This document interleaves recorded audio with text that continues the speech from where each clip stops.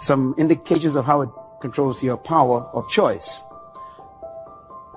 The statement here, I'm sure you know it well, right? Jack of all trades, master of none. You become a leader when you find the thing you're supposed to master.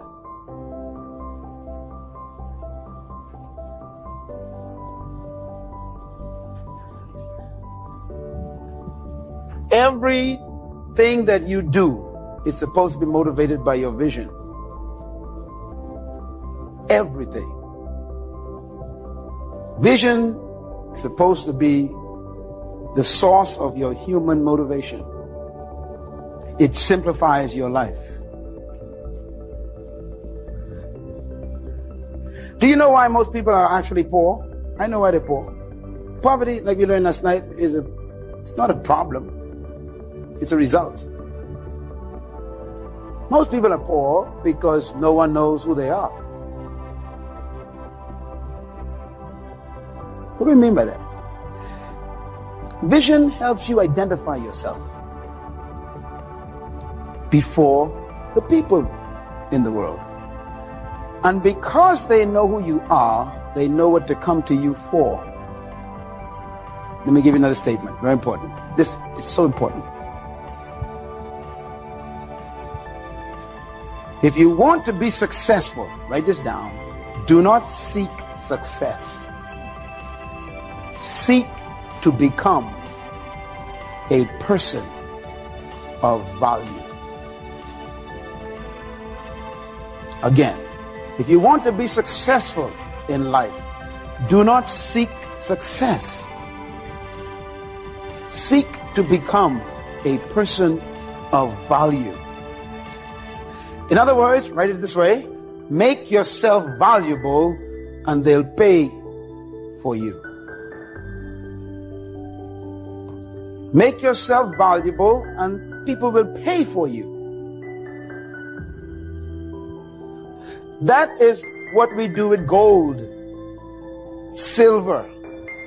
How about gasoline, water? Our society has made these things what? Valuable. So we do what? We pay a lot of money for them because we made them valuable. Well, make yourself just like gold. In other words, develop a gift in your life that has become so valuable to everybody else that they will pay you to perform it.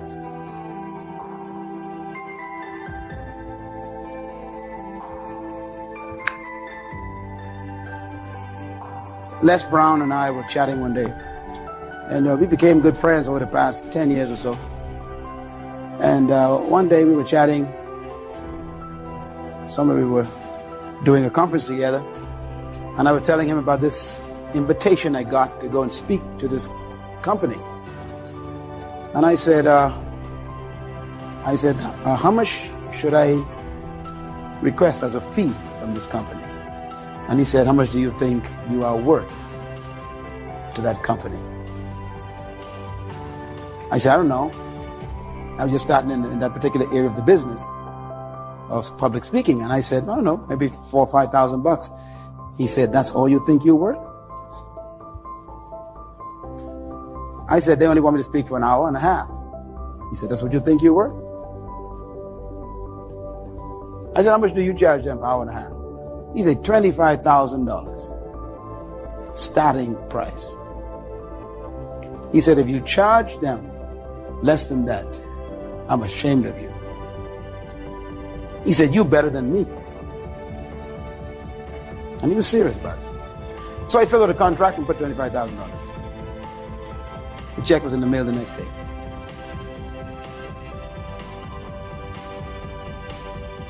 Make yourself a person of value.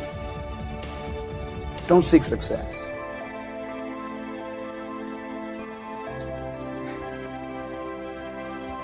Let me give you another example of how it works. If someone had to think about something that reminded them of you, what would it be? That's a serious question.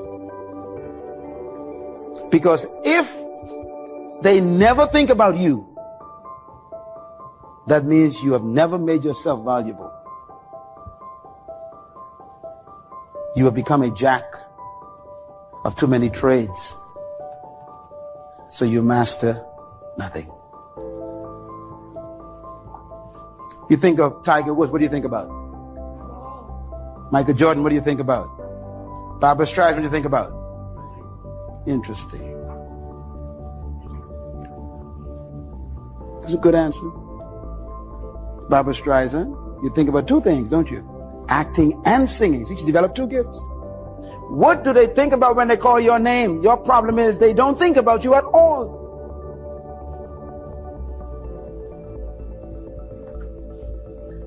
Become so good in an area that they can't ignore you. The world is filled with general people. You've come to this conference to cease being general. You're not in the general group anymore. You got to go home and decide for the next 20 years, I'm going to carve out a niche for myself that they're going to have to find me and can't ignore me. You ever heard Jesus talk? Or he talked with such confidence. I am the bread of life. If any man hunger, he made himself valuable to them. I am the water of life. If any man thirsts, in other words, if anyone think of water, they think about me. He's trying to get across his value to them. So the crowds pressed him by the thousands to try and get to the water. Vision is what gives you this unique discovery about what you're supposed to master. So in my book on leadership, on vision, I hope you get a copy of it and read it. It talks about the fact that sight is the ability to see things as they are, but vision is the capacity to see things as they could be. Now this next statement is important. Write it in bold letters, please. All true visions will be tested for authenticity. All true visions will be tested for authenticity. If your vision is truly from God, life will test it to prove that it's authentic. So get used to the idea of challenges if your vision is real. It doesn't come to stop your vision, it came to test it, to prove it that it's true, if it's real. If a vision is terminated by trials, it was probably not authentic.